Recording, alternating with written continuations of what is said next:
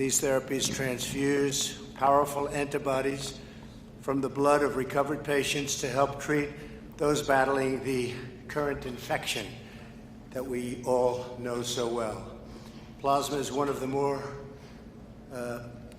delicate ways of doing things. It's had tremendous response so far we've had, and it's an effort to really accelerate new therapies and further reduce mortality.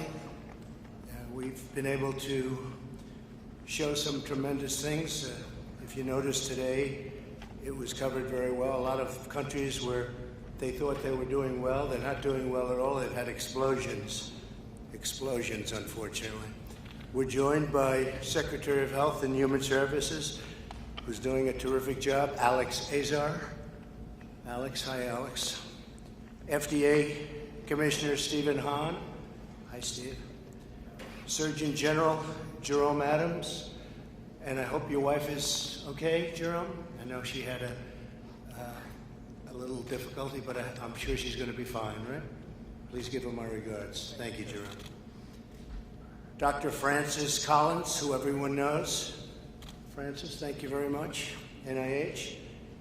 And Dr. Anthony Fauci. Anthony, hi. And Deborah, where's Deborah? Deborah, hi Deborah. Good job. Everybody's doing a good job.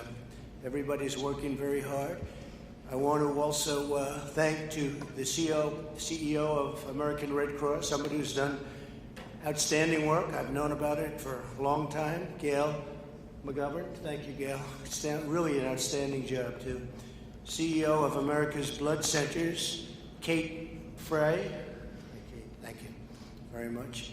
CEO of CSL Limited, Paul Perot. Paul, thank you very much. Great job. And CEO of LabCorp, Adam Schechter. Thank you, Adam, very much. We've taken bold actions to give Americans access to plasma therapies. The FDA made the treatment available to patients with life-threatening infections beginning in March. We provided $48 million to the Mayo Clinic to support their expanded access program for plasma. We're providing up to $270 million to the Red Cross and America's Blood Centers for the collection of up to 360,000 units of plasma. My administration is partnering with commercial labs, insurers, and healthcare providers to encourage those who have had the virus to donate plasma. So if you've had the virus, if you donate, it would be a terrific thing. We really need donations of the plasma. To those that have had the virus, you've gotten through it, and I guess that means you have something very special there, right, Gail? So we would appreciate that. It would help a lot of people. We're grateful to LabCorp for offering free antibody testing to identify people who can donate, and LabCorp has really been fantastic in a lot of ways, other ways also. As a result of these initiatives, we've already treated nearly 50,000 patients with plasma. Roughly 2 million Americans have fully recovered from the virus. This afternoon, I'm asking the citizens to go to the coronavirus.gov. It's coronavirus.gov, and volunteer to donate plasma as soon as you can. We have a lot of people that would heal, would get better. As soon as you can, please. In addition, I'm once again urging all Americans to protect the elderly, socially distance, wear a mask when you cannot avoid the crowded places, and if you can, you have to avoid crowded places. It just seems like so many things are taking place in crowded places. We don't want that. And always wash your hands. Wash your hands as often as you can. Together we'll defeat the virus. We'll defeat the invisible enemy. I want to thank the American Red Cross. I've been a fan of the Red Cross for a long time, as you know, and we appreciate the great work that you do. Thank you very much, Gail. And now I'd like to ask Gail to say a few words, please. Thank you. Mr. President, thank you so much for joining us today and for shining a light on the critical need for convalescent plasma. I'm honored to be seated here with these distinguished top medical experts who are striving to help us deal with this terrible pandemic. And I am so grateful that the American Red Cross can actually play a role in the treatment of COVID-19. We're helping to collect units of convalescent plasma, which I've been told is showing promising results, and it's treating COVID patients. We've shipped over 24,000 units so far, and I am in awe of our donors who are donating convalescent plasma. They struggled through this disease, they came through the back end, they have precious antibodies, and hospitals are transfusing their plasma into patients that are struggling mightily with the disease themselves. And it's a testament to the generosity of the American public. These donors have recovered from a debilitating disease, and they're willing to lend an arm to help somebody they probably will never even have the opportunity to meet. And in fact, blood donors in general are just so generous. They are helping save someone's life, and they do it without question, and it's just an amazing, amazing thing. Americans always step up, whether it's a pandemic or a hurricane, and it's a privilege to be able to see the generosity of the American public over and over again, whether they're volunteering, donating blood, or even providing us with financial donations.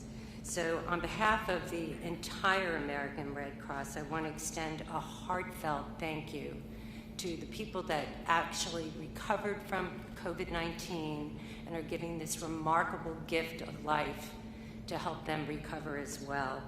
And right now, the demand for convalescent plasma is exceeding our collections. So we really do need people to come out and donate. In fact, over the past month, the number of orders doubled from our hospitals. So please, please, please, I know I speak on behalf of Kate as well, consider donating plasma if you've had COVID, because you are going to do a wonderful thing. It's easy, it doesn't take a lot of time, and I can tell you that when you donate blood, you leave our blood center, you feel so great. You just feel so great about yourself because you just saved someone's life, and not a lot of people can make that claim. So thank you again, Mr. President. We really appreciate the shout out for convalescent plasma. Thank you, Gail. Great job. Thank Really you. doing something very special. Thank you. Thank you. Alex, please. Well, Mr. President, thank you so much for leading the effort now to get people to donate convalescent plasma. This is going to be a major national initiative in the months ahead, and I want to thank the Red Cross and I want to thank America's blood banks for the work that they're doing to bring our donors in and to get this plasma. For the tens of thousands of people that have already donated plasma, thank you for what you've done. You are literally saving lives, and we need hundreds of thousands more to please come forward. If you've been infected and recovered, please go to coronavirus.gov and reach out to your American Red Cross outlet or your local blood bank.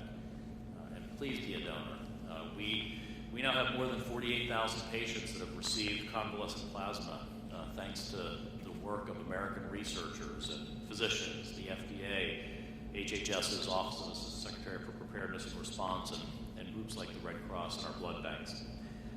This effort is just one piece of what the President's leading towards bringing therapeutics to the market.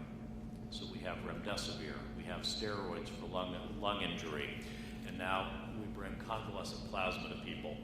We've invested more than $1.7 billion through our Operation Warp Speed, which is the President's initiative to get vaccines, therapeutics, and diagnostics to the American people in record time.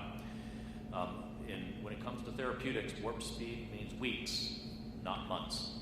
Earlier this month, through Operation Warp Speed, we announced a $450 million agreement with Regeneron to support their promising monoclonal antibody cocktail.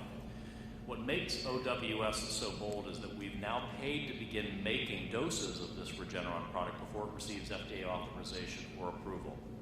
And that means that if and only if this drug meets FDA's gold standard for safety and effectiveness, we'll have tens of thousands or hundreds of thousands of doses to distribute to American patients right away as soon as this fall. And that's what today's about also, ensuring that even as the FDA reviews the data on convalescent plasma, we have plenty of supply We have access for people. It also enables us to develop new therapies such as hyperimmune globulin, which is the distilled, purified version of our convalescent plasma. So thanks to everyone who's donated, and thank you, Mr. President, for this national call to action to donate. And thanks to all of our future donors. Thank you, Mr. President. Thank you very much, Alex. Appreciate it. Dr. Collins, please. Thank you, Mr. President. And good afternoon, everyone. It's wonderful to be in this beautiful space. And thanks very much, Gail, and everybody at Red Cross for hosting us here while we try to make it clear what a remarkable gift Americans have been giving by donating plasma if they've recovered from COVID-19, because that has the potential to help lots of people. Your own human body is a wonderful little biotechnology factory, even if you might not think about it that way. Your immune system is ready to take on whatever kind of pathogen happens to wander into your environment and potentially threaten you. And we know this is a particularly impressive virus for what it can do.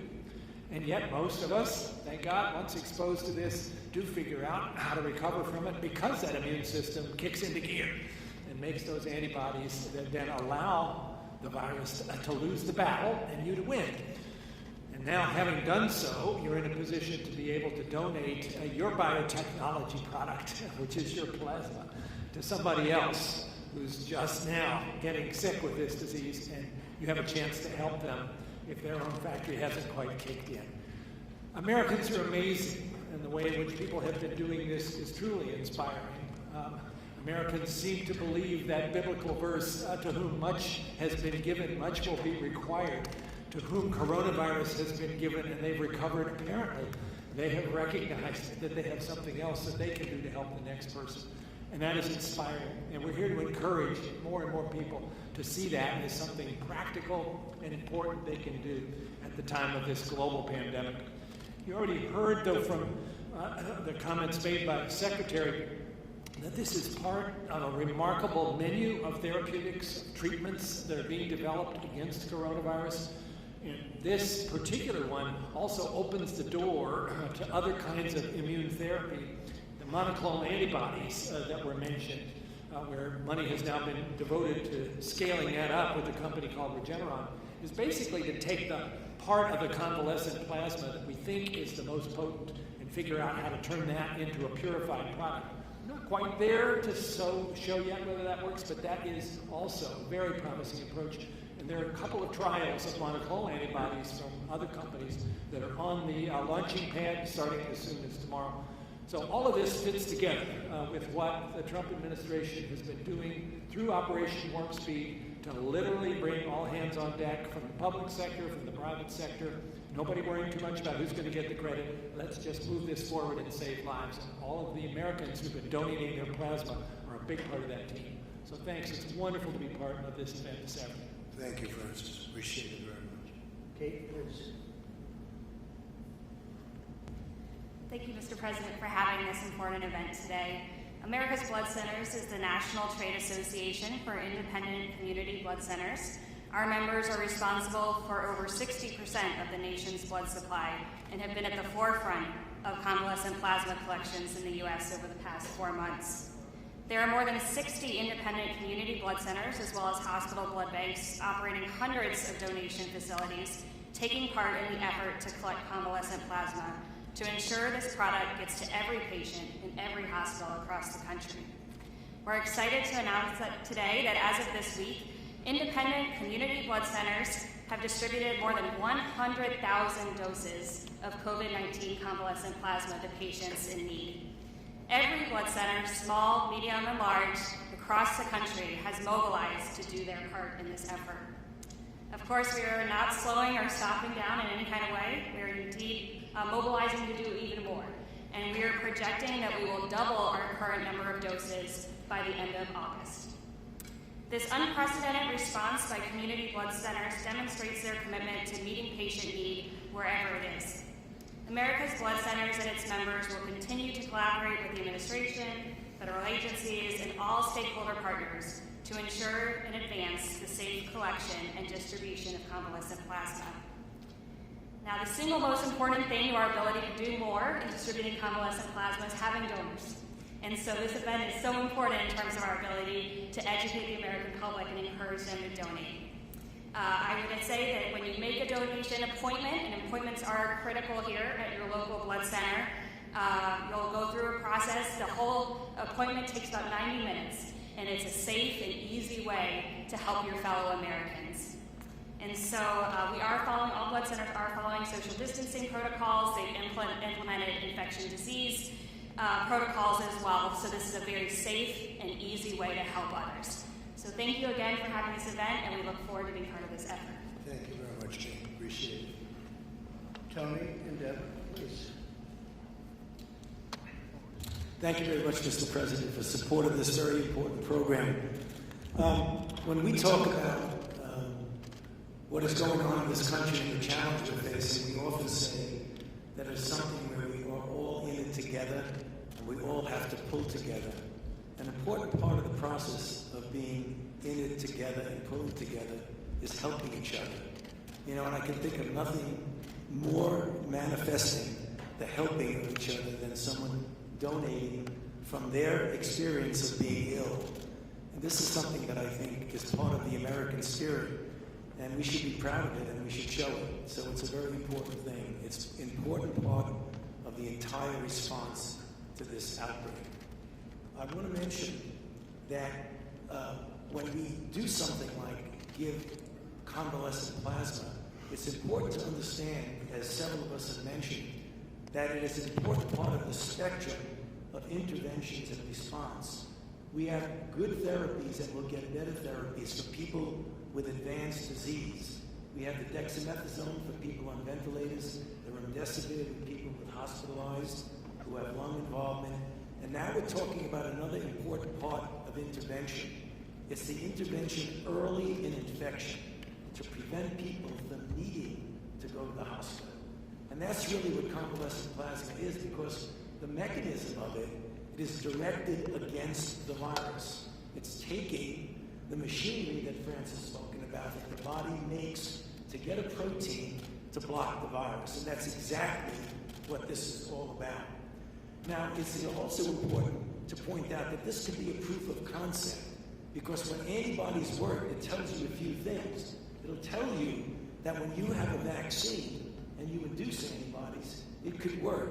And this is the good news that's juxtaposed to what happened a couple of days ago when we went into the phase 3 trial for a vaccine. Some of you may have heard me say that I was cautiously optimistic, a word that I use often, that we will be successful with a vaccine. One of the reasons is that in the phase 1 study, the vaccine-induced response that was comparable, if not better, than what we see in convalescent plasma. So here's where the work of vaccine essentially merges with the work we're doing now with convalescent plasma. So that's the reason why we think it's so important, and why it's so important for people to donate. Thank you, Mr. President. Thank you very much. Thank you, Mr. President, and thank you for lending your voice to the day's important call to action and really making the 2 critical points of what we're calling every American to do. Thank you for noting how important it is for every American to give back by wearing a mask, by socially distancing, and from avoiding crowded places where they may not be able to social distance or wear a mask. And we know what we're talking about, parties and bars. Thank you for also really calling to action for those who have recovered to donate life-saving plasma to others. And I think these 2 pieces together, knitted together to stop the spread of the virus through mass social distancing and avoiding crowded spaces, either indoors and outdoors, and protecting the vulnerable, and at the same time calling for action to increase our therapeutic abilities to treat more patients. Thank you. Thank you very much. Please. Thank you. Mr. President, thank you for having us today, and thank you for this national call to action. We think it's very important. At Labcorp, our employees have been working 7 days a week, 3 shifts a day, to try to perform as many tests as fast as we possibly can to see who has the virus. I'm proud to say that today we can do 180,000 tests per day, and we can turn those tests around in 1 day for priority patients and 2 to 3 days for all other patients. And I want to thank Dr. Hahn, Admiral Giroir, Secretary Azar for all of their help to ensure that we have what we need to get these tests turned around even faster. And we're going to continue to build capacity. At the same time, we realize that there's more that Labcorp can do. And since the beginning, we were part of a coalition called The Fight Is In Us. And it's a group of companies that came together to try to encourage people that have had the disease in the past to give plasma. To accelerate that, we're going to announce in the next several days that we will have free high-affinity antibody tests available for anybody through their physician, where if they're going in for routine blood work, the physician could just add on an antibody test. We will run it. And the only thing that we ask is that if the patient has antibodies, that they please consider to donate plasma. That's a great idea. Thank you very much. Appreciate it. Dr. Hahn, please. Thank you, Mr. President. Based upon your call to action, FDA has responded to remove any unnecessary barriers to the speeding of medical products during this pandemic. I want to thank the American Red Cross and American Blood Centers for the collaboration that we've had in the development of the convalescent plasma program. As the President and Secretary Azar mentioned, in March, FDA began working with our colleagues to develop this program. The Mayo Clinic has initiated what's called an expanded access program, which has really allowed physicians around the country to order convalescent plasma as an early treatment for patients. A number of clinical trials beyond the expanded access program are taking place. We're encouraged by the data. We've seen that this is a safe treatment, and we're encouraged by the early promising data that we've seen. And as the President mentioned, we're studying these data to determine ultimately the safety and efficacy of this product. In the meantime, we know that doctors are writing these orders, that patients who are hospitalized need this, and so the call to action to donate is so important. And even if at the end of the day convalescent plasma doesn't turn out to be the treatment we think it might be, remember that your donations still count with the American Blood Centers and American Red Cross. They can truly save lives. And just to put another point on the therapeutics development, FDA is now overseeing over 200 clinical trials of therapies that the great American biomedical research enterprise has put forward, and more than 400 are in the planning stages. So we have a tremendous pipeline of therapies for COVID-19. It's been an unbelievable private and public partnership. And Mr. President, thank you for your leadership. Stephen, could you give a few words on the speed with which we're getting the vaccines out and approved, hopefully approved and finalized, and where we are with phase 1, 2, and 3, etc.? Yes, sir. We have a number of companies that have come forward with vaccine candidates. Some of those are in Operation Warp Speed, and I want to emphasize the fact that FDA has a very bright line drawn between its actions and Operation Warp Speed. We are the independent regulator, and as the President said, we'll ultimately be calling the balls and strikes with respect to the safety and efficacy of a vaccine. We have 6 vaccine candidates that have come to FDA, and we've given them the safe to proceed into clinical trials. 2 are currently in the latest phase of trials called phase 3. They started this week. Another one is planning to go into phase 3 in August, and then an additional 3 are in other phases of clinical development. 4 additional vaccines have come to us, and we expect to allow them to go forward fairly soon. And then there are a number of 50-plus vaccines that have come in-house for the pre-application process. I think we can all agree that this has been sort of a remarkable effort from when the virus was first identified at the NIH and the sequence was made to the initiation of the first clinical trial.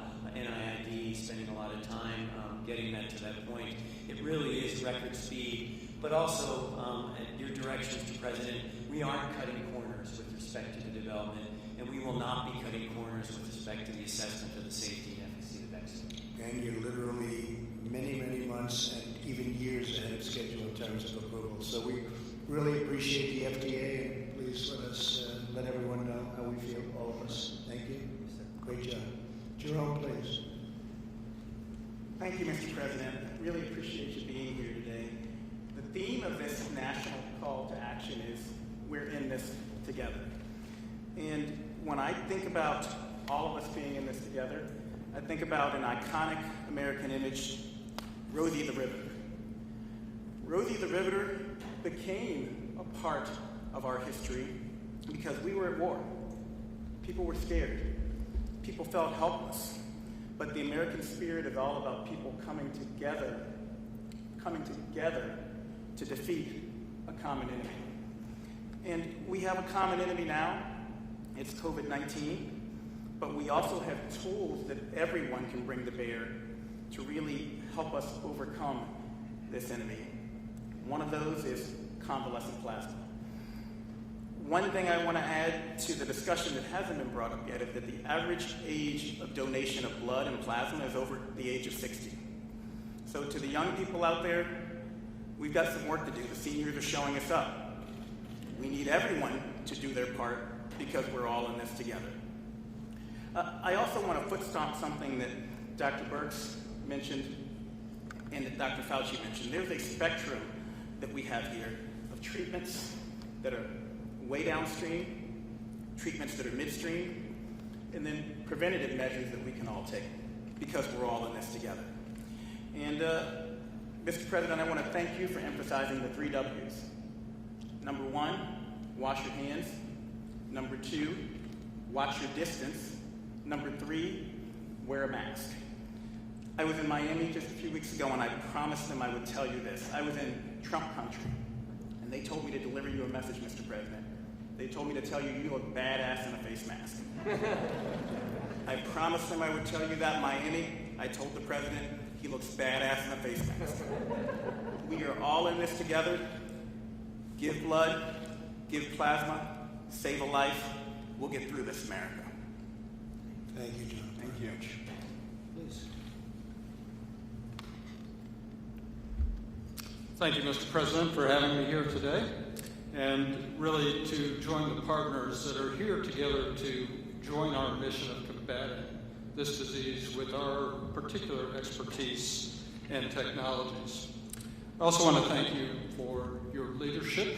I think that no one has seen this in the world. It takes resolve and it takes effort, and you've shown that both with your leadership but also with the founding of Operation Warp Speed. So thank you for that.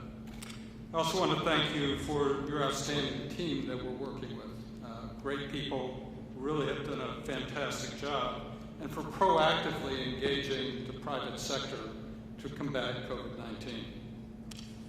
I am Paul Perot. I'm the CEO of CSL Limited. Our legacy in fighting infectious disease goes back to 1901 with Emil von Behring, who was the first Nobel Prize winner in medicine, who actually utilized plasma as a means to fighting off diphtheria.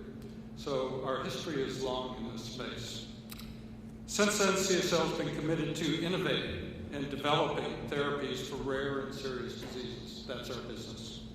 We currently have several R&D programs that are fighting for COVID-19, including vaccines, monoclonal antibodies, and plasma therapies. We are one of the world's largest collectors of plasma. I'm here today representing all the manufacturers of hyperimmunes, including the COVID-19 Plasma Alliance, which is really an unprecedented partnership of world-leading plasma companies who have joined together to help develop a plasma therapy to treat COVID-19. And I have to say that the help from the FTC was important as well, because we're typically competitors. And this is really a combination of all of these companies working together. The plasma donated by people who have fought off COVID-19, as you've already heard, has precious antibodies, really important antibodies to fight off this disease.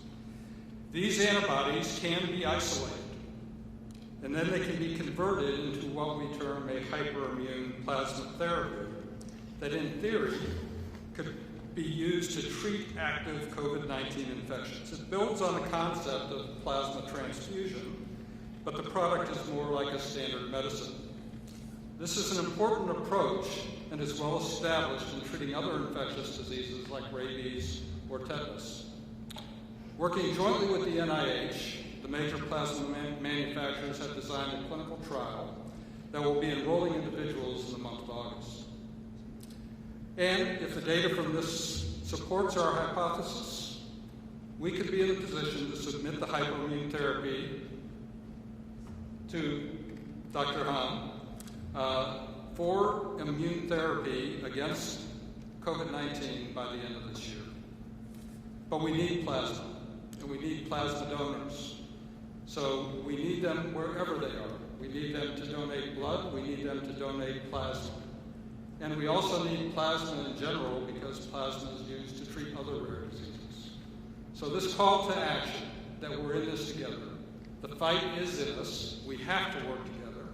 And this call to action to donate plasma and help us fight against COVID-19 is really an important step in making this happen. So we thank you for bringing us together, and thank you, Gail, for hosting us. And I hope you'll be able to do it even before the end of the year, and maybe substantially before that, from what I'm hearing. Okay? Thank you very much. Thank you. Would anybody have any questions of these very brilliant people having to do with plasma, antibodies? Any questions? Steve, go ahead. I was going to ask, the death toll is now 150,000.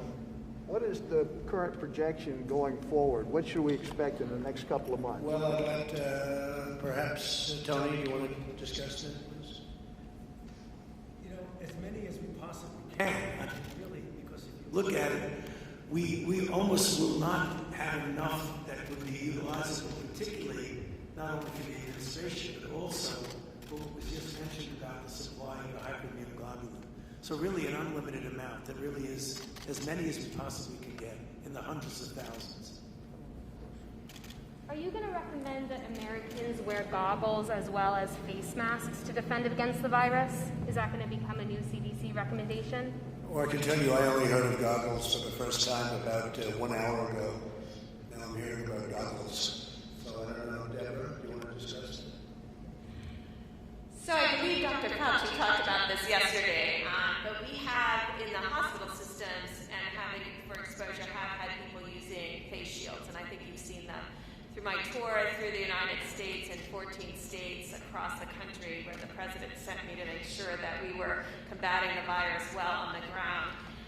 Tennessee has created special teacher packs to ensure that every teacher has a face mask, a face shield, gloves, and hand sanitizers. And I think we're trying to bring these best practices back to ensure that teachers feel safe in the classroom in the same way that doctors and nurses feel safe in the hospitals to decrease their exposure. I think when you look at Miami, by the way, or Florida in particular, it looks like things are getting much better. Arizona getting much better, heading down, heading in the right direction. Some other areas getting much better. Could be catching on, unfortunately, in a couple of areas we don't know quite yet, but we'll be able to report that soon. But some very big progress being made in some of the states that 2 weeks ago looked like they were going to be quite bad. It's some great progress made. All right, any other questions? Tom Howell, Washington Times. Are you concerned at all about the lag time it takes to get a test back? We've heard reports a week or more. Gentleman from LabCorp talked about that a little bit. What's going on there? Has there been improvement? So we're getting mostly now, we're ordering as many of the immediate tests, which is 5 minutes to 15 minutes, even a little bit less in some cases than 5 minutes. But we're trying to get those tests. We have pretty close to 50%. I call them short-term tests, but we're up to about 50%, which is amazing. The other tests, while good, you have to send them. Then they have to do the work, and they have to send them back, so the process takes long just in terms of delivery. We really are liking the short-term tests where you find out immediately whether or not you have a problem, and that's what we're striving for, but we're already up to approximately 50%. Is that correct, Deborah? I think with the new antigen tests that are available now to nursing homes, that will really help our turnaround times to get them out more specifically. But you have charged us to get that turnaround time down across the board, and we're working with FDA to make pooling available. The reason LabCorp has been able to decrease their turnaround time so remarkably is they moved to pooling several weeks ago. That's dramatically increasing our throughput throughout the country. And so we really need to call on all the laboratories to learn from LabCorp and others that are doing pooling like the Broad and LabCorp to really increase our turnaround times, to decrease our turnaround times. We know that it's possible that we can decrease it by at least 50% if all of our laboratories move to pooling. So, sir, we're doing as you said, and we're going to decrease those turnaround times. Good, thank you. And how is LabCorp doing about turnaround?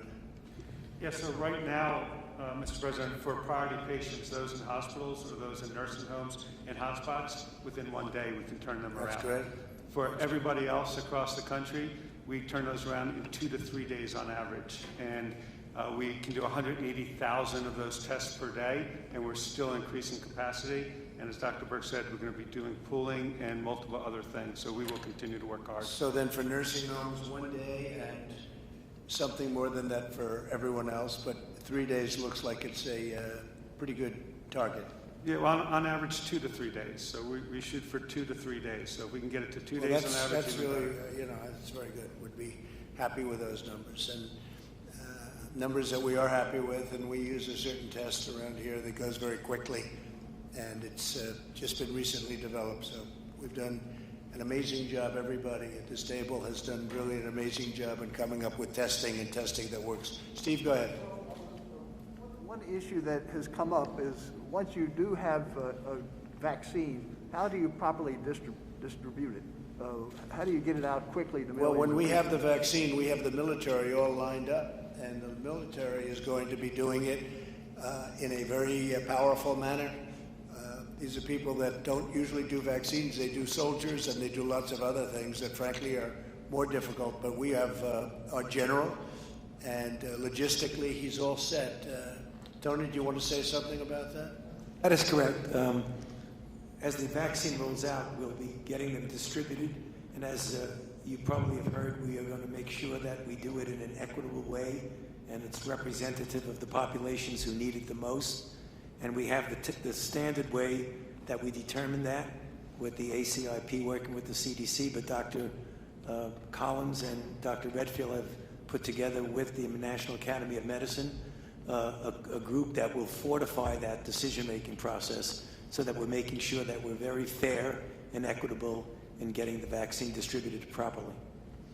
And I think I could have Francis say that tremendous progress has been made on the vaccine beyond anything that we would have thought if you go back 6 months. What do you think? It is just, frankly, quite astounding, Mr. President. I've been at NIH for 27 years and director for 11, and I've seen some amazing things happen. But the way in which the whole research community, public and private, philanthropies, everybody has come together to work on this, not worrying about who gets the credit, trying to figure out how to strip away anything that's going to slow things down. And I think all of us, motivated by the fact that this is the most serious problem we've encountered in our professional lifetimes, even a day matters. And so that's why a lot of people look kind of sleepy, because we're all working 24/7, trying to make sure that nothing possibly slows this process down. Yeah, the vaccines, this week is a big week, as you just heard, having 2 phase 3 trials started in the very same day, this past Monday. And based upon very impressive phase 1 data showing that people who got that in the phase 1 trials developed these high levels of neutralizing antibodies that should be very predictive of protection, but you don't know until you actually run the trial in those 30,000 people. By the way, you heard earlier about coronavirus.gov, which is the place you can go to find out how you can donate plasma. There's another thing you can do if you go to that website, which is to sign up to say you're interested in a vaccine trial. And we need people to volunteer for that as well, because we're going to, with these 4 or 5 trials coming along very quickly, each of which needs 30,000 volunteers, that's a lot of people, and we need them. And Francis, we're working very well with other countries. We are indeed, and science has always been international, and it certainly is right now. And we work with our colleagues in Europe and the UK and Asia in a way that I think represents the best of the best. And again, everybody recognizes we're all in this together across the whole planet. Okay, thank you very much, everybody. Thank you. Thank you. Thank you.